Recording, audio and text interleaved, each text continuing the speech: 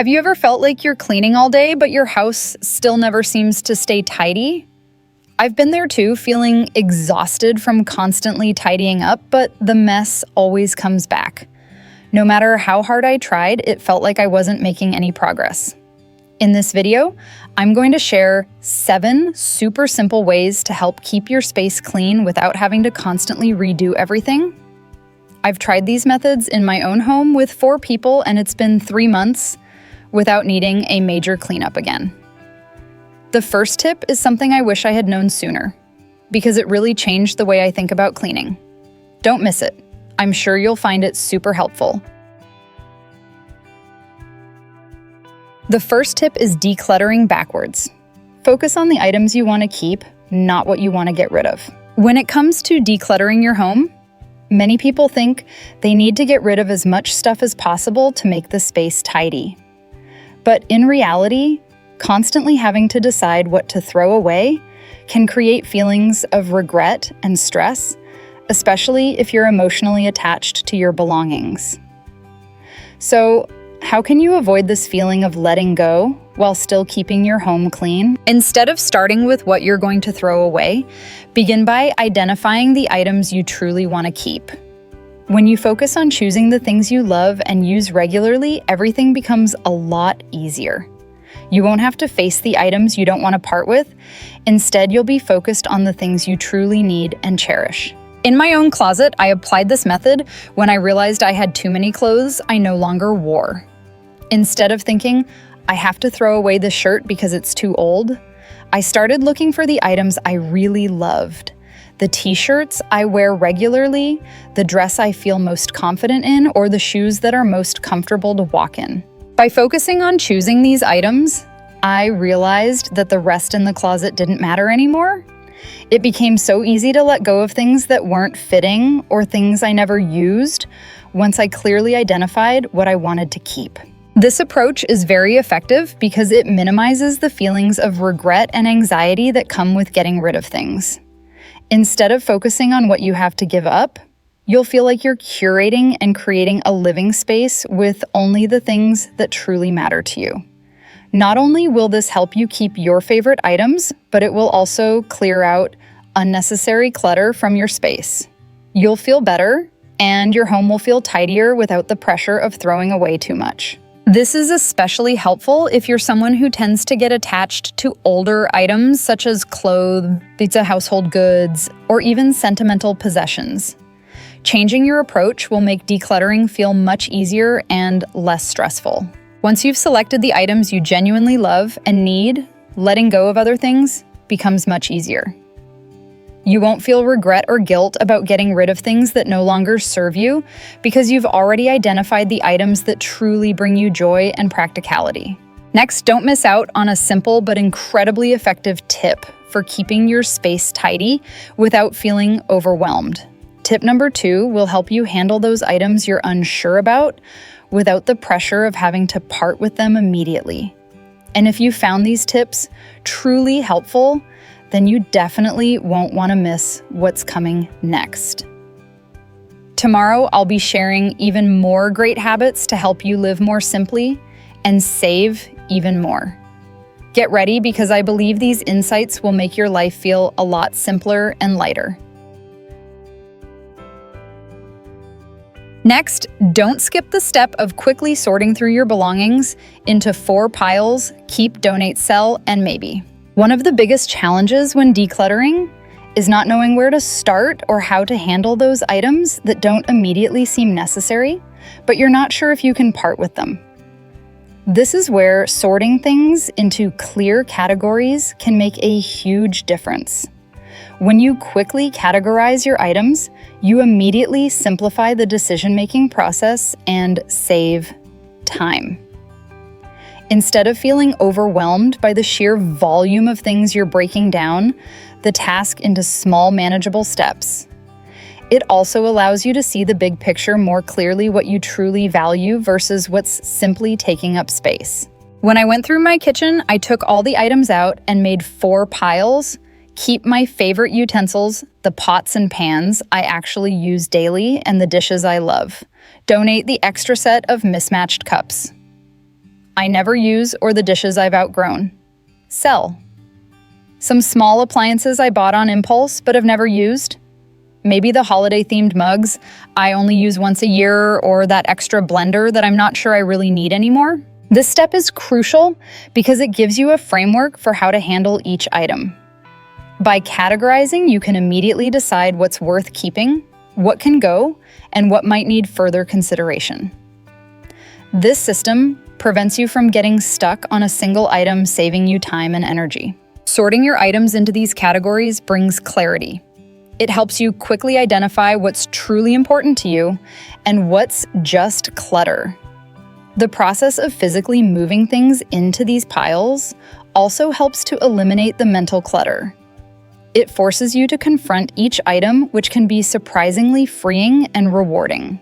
Additionally, once you see how many items fall into the donate, or maybe piles, you'll realize how much space you're clearing out.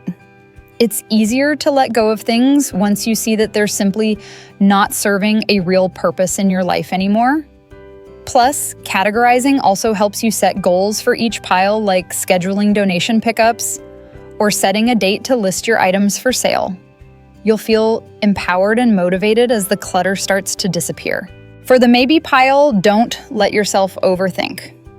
The idea is to make decisions quickly. If you're unsure, just put it in the maybe pile and move on. You'll revisit these items later, and by then your space will already feel lighter. Now that you've sorted everything into manageable piles, it's time to tackle those items that are tough to decide on. Tip number 3 will show you how to handle the maybe pile efficiently without stressing yourself out. Next, deal with your maybe pile by giving yourself a 30-day deadline. The maybe pile is where indecision lurks. These are items you're unsure about. Perhaps you haven't used them in a while, but you're still attached or think they might be useful someday. These items tend to take up the most space in our homes, yet they rarely add value. Instead, they accumulate and add to the mental clutter of our lives. One simple solution to tackle this indecision is to set a 30-day deadline for yourself. If after 30 days you haven't used or needed the item, it's time to part with it.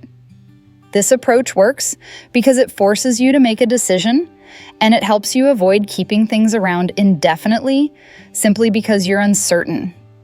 It provides a clear timeline to either find utility in the item or let it go. Think about that old coffee maker sitting in your kitchen. Maybe you haven't used it in months, but still feel reluctant to throw it away? Put it in your maybe pile and mark a 30-day deadline. If you don't use it in that time, it's time to let it go. By setting this clear boundary, you avoid the guilt and stress that comes with holding onto items that aren't actually serving you. The key is giving yourself a reasonable amount of time to reconsider the value of each item without dragging the process out. A 30-day deadline is long enough to evaluate whether you still need the item, but short enough to prevent procrastination. After all, if you haven't used something in 30 days, it's likely you won't miss it. This method also takes the pressure off. Instead of feeling overwhelmed by the idea of getting rid of something, you're giving yourself the space to make the decision without rushing. This way, you can be sure that when you let go of something, it's a conscious decision based on whether or not it adds value to your life. Maybe you have a stack of books you've been meaning to read. You tell yourself you'll get to them someday, but the reality is that they've been collecting dust for months. Put them in your maybe pile and set a 30-day deadline. If you don't read them in that time, it might be time to donate or sell them. This gives you clarity and forces you to prioritize what's truly worth holding onto. Setting a deadline removes the anxiety of indefinite indecision. It helps you break free from the cycle of maybe and someday. You'll be surprised at how easy it becomes to part with things once they've spent a month sitting unused. This practice also helps you build the habit of making quicker, more confident decisions in the future. By doing this, you're not only clearing physical space, but also mental space. The less clutter you have, the clearer your mind becomes. You'll feel a sense of accomplishment every time you part with an item that no longer serves you, and your living space will feel lighter and more organized. It's a small action that leads to a big impact on your overall well-being. If you're still unsure after 30 days, don't stress. If you haven't used the item, then it's safe to let go. The peace of mind that comes from clearing out unnecessary items is far more valuable than the item itself. Now that you've handled the maybe pile, let's move on to a method that will make your decluttering process even easier to maintain. Tip number 4. We'll show you how to automate your decluttering so it becomes part of your daily routine. Next, let's make decluttering easier by automating the process. One of the most effective ways to keep your space tidy is to make decluttering a part of your routine. The more you incorporate decluttering into your daily life, the less time you'll have to spend on large cleaning sessions. Rather than waiting for your space to become overwhelming, small daily habits can keep it consistently organized with minimal effort. The best way to do this is by creating systems that make it easier to manage your belongings. For example, set up a daily or weekly check-in where you quickly assess areas of your home that tend to get messy. You don't have to do a deep clean every day, but taking a few minutes each day to return things to their proper places will prevent clutter from accumulating. These small actions make a huge difference in the long run. In my home, I've set a rule that every evening before bed, I take 10 minutes to tidy up the living room and kitchen. I put away any items that are out of place, whether it's dishes, books, or random clutter from the day. I also make sure that any items I've recently used are put back in their designated spots. This quick nightly habit helps keep the house looking neat and prevents clutter from building up over time. It's a small task, but it keeps my home from feeling chaotic. When decluttering is something you actively think about every day, it becomes less of a chore and more of a habit. Over time, these small efforts compound into a much tidier living environment. By establishing these little systems, you'll also reduce the mental energy needed to maintain order in your home. You no longer need to wait until things are out of control before addressing them. Instead, you're staying on top of the clutter with minimal effort. Automating the process helps you manage your home without feeling like you're constantly cleaning. If you keep up with small tidying habits, the idea of a massive decluttering session becomes much less daunting. It's all about consistency. If you're someone who struggles with paper clutter, start by setting up a daily habit of sorting through your mail as soon as it arrives. Set up a filing system for important documents and shred or recycle anything you don't need. This simple habit keeps paper from piling up and overwhelming your space. You won't have to deal with a massive stack of papers later on if you handle it as soon as it comes in. The sooner you start automating these habits, the easier it becomes to maintain your space. A little bit of daily effort can save you from spending hours on a weekend decluttering marathon. What's more, keeping your home organized will make it a more pleasant place to be. You'll feel calmer and more in control of your environment, and it will be easier to focus on other important areas of your life. By automating your decluttering process, you're setting yourself up for long-term success. These small, regular habits will add up and prevent you from ever feeling overwhelmed by clutter again. Start with one area of your home, whether it's the kitchen counter or your desk, and commit to tidying it for just 5 minutes every day. You'll be amazed at how much of a difference this small, consistent action makes. Now that decluttering is a part of your daily routine, let's talk about a simple yet effective strategy to help you stay on top of your space without feeling overwhelmed. Tip number 5 will show you how to track your spending so that you can keep both your home and your finances organized. Next, let's talk about tracking your spending to avoid unnecessary clutter. One of the most effective ways to keep your home decluttered is by being mindful of what you bring into it. Oftentimes, clutter accumulates because we buy things we don't really need. Whether it's that extra pair of shoes that seemed like a great deal, or the impulse buy we thought would complete our home, these items quickly add to the clutter.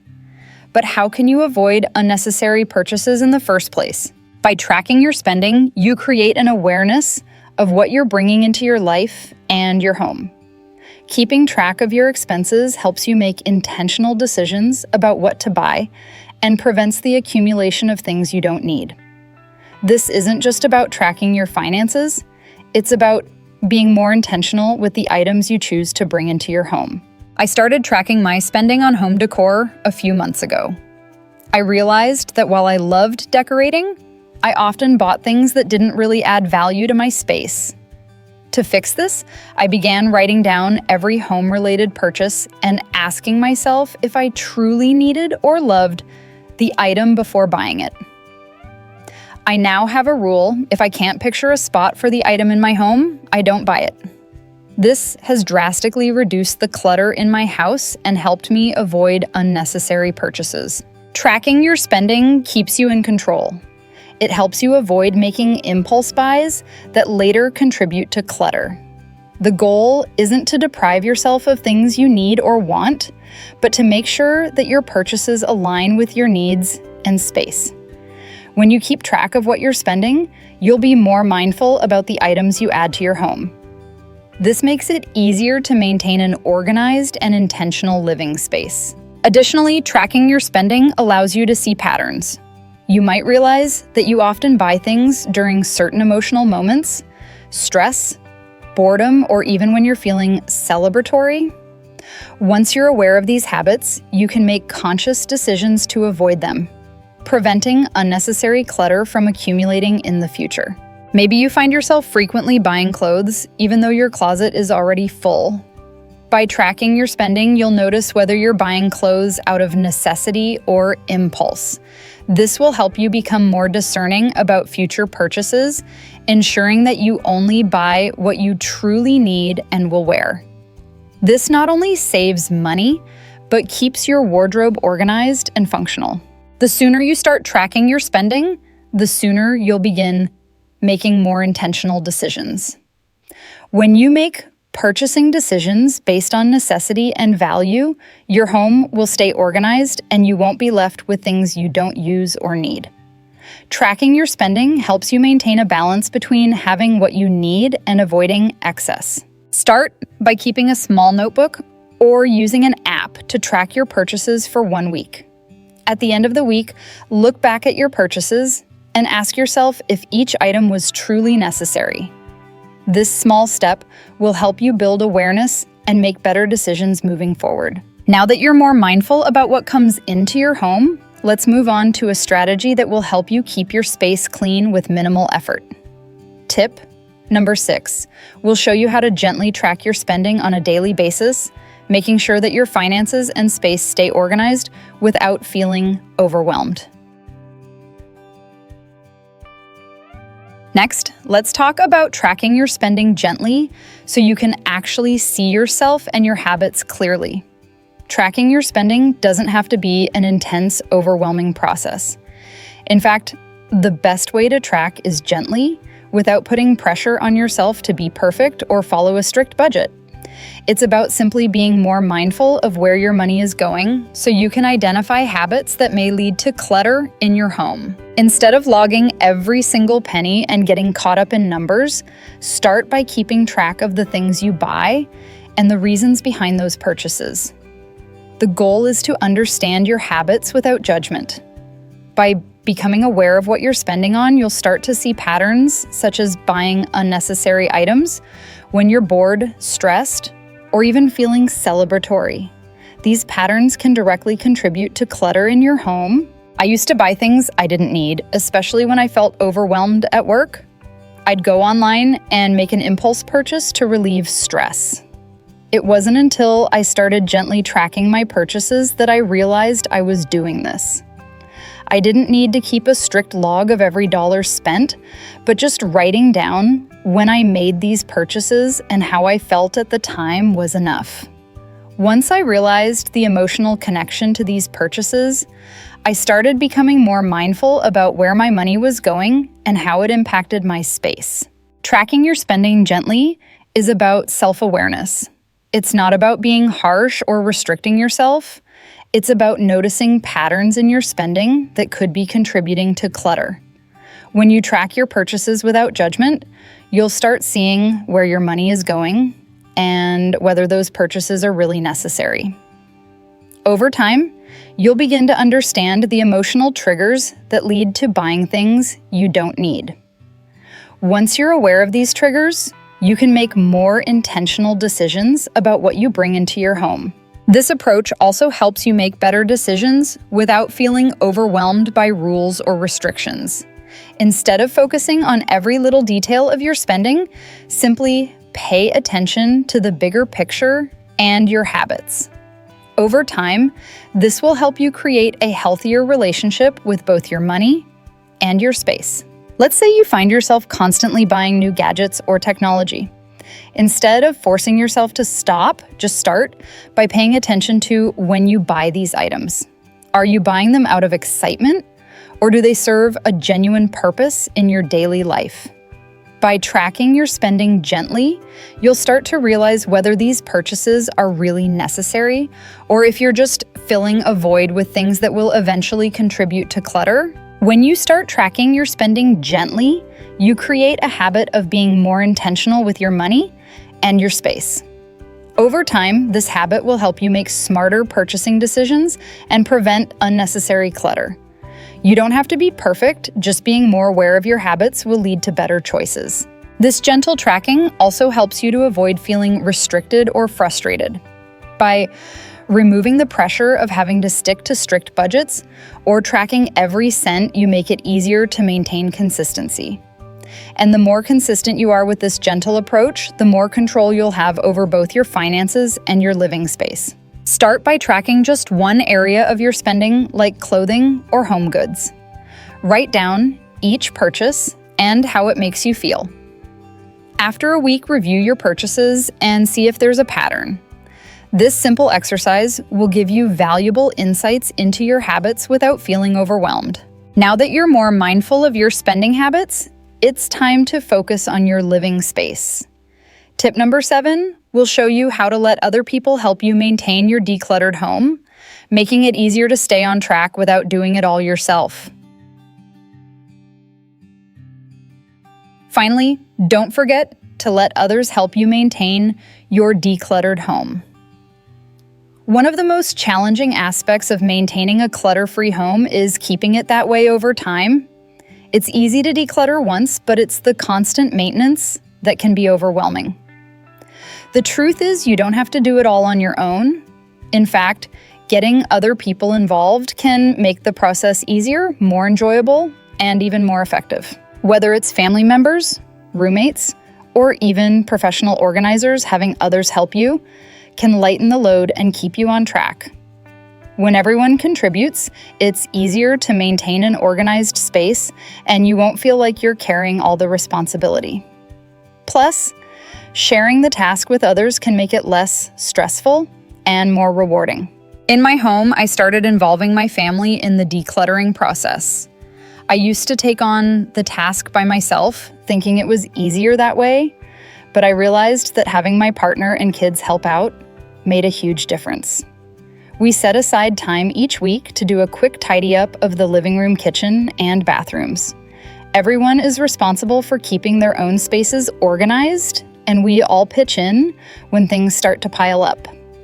This approach has made the process much more manageable, and it keeps the house feeling organized even as our lives get busy. When you let others help, the burden of maintaining a clean, organized space doesn't fall on just one person. It's easy to feel overwhelmed when you're the only one doing the cleaning and organizing. By getting your family, roommates, or even friends involved, you share the responsibility, making it less stressful. You'll find that your home stays decluttered longer, and it won't take as much time or energy to keep it that way. Having a team also makes the process more enjoyable. It's easy to get discouraged if you feel like you're doing everything alone, but when everyone contributes, it becomes a team effort. This can also create a sense of camaraderie and shared responsibility in the household. It's not just about keeping things tidy, it's about creating a space where everyone works together to maintain it. If you live alone, don't hesitate to ask for help from friends or hire a professional organizer if you feel overwhelmed. Sometimes an outside perspective can make all the difference. Professionals can offer expert advice on how to declutter more effectively and provide you with systems that will make maintaining your space easier.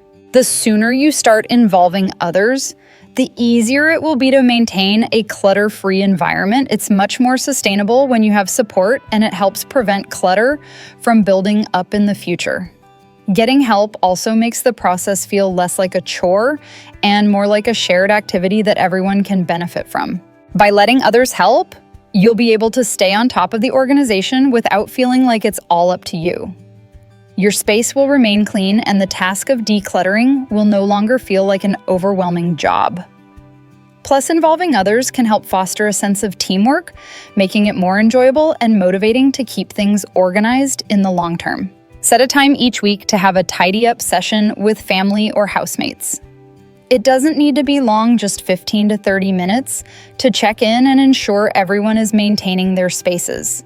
This will help everyone stay on track and prevent clutter from creeping back in. Now that you're ready to share the task of decluttering with others, your home will stay organized without constant effort. With all of these tips, you're well on your way to maintaining a clean, clutter-free environment for good. In short, with just 7 simple tips, you can easily create a tidy and comfortable living space without spending too much time or effort. By incorporating these small habits into your daily routine, maintaining order will become much easier and more natural. Your home will no longer feel overwhelmed by clutter, and you'll feel more relaxed in your own space. If you found these tips helpful and want to discover more simple ways to keep your home tidy and comfortable, don't miss my next video. I'll be sharing more habits and easy tricks to help you maintain organization every day without the constant worry of cleaning. Remember to like and subscribe so you don't miss out on future videos. And if you've tried these tips, feel free to share your results with me in the comments. I'd love to hear your story. Remember to like and subscribe so you don't miss the next video. Tomorrow, I'll be sharing simple yet effective habits to help you continue maintaining a minimalist and budget-friendly lifestyle. Don't miss out, as I'm sure you'll find something exciting and valuable in the next video.